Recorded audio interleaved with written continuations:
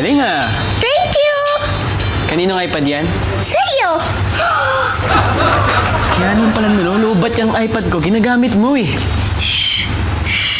Kuya, tawag ka yata ni nanay. Clarissa!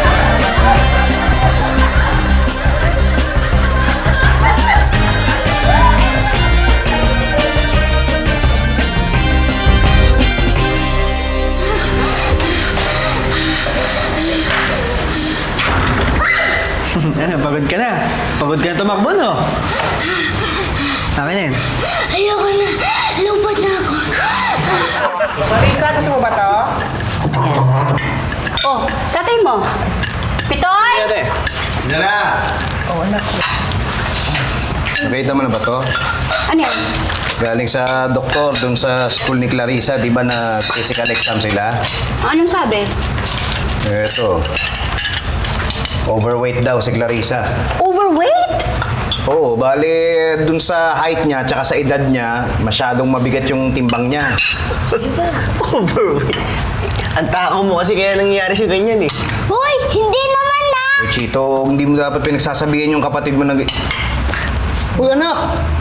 Ang dami naman yan! Hindi, binabalik ko nga eh.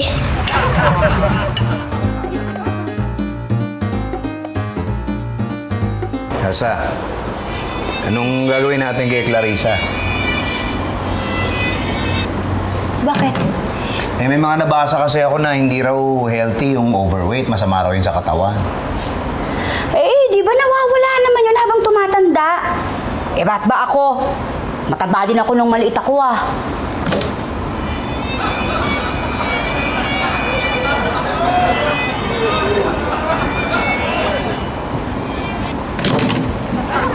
Ano? Anong ginigititib dyan? Hindi naman ako nakangiti ah. Ano? Mataba ako? Maliit pa rin ako? Ganon? Hindi. Ma'am, may tao po!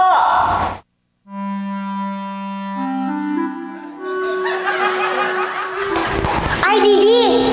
Ayo nga. Hi! Pasok! Anong oo nga? Hindi ba sabi mo? Wala.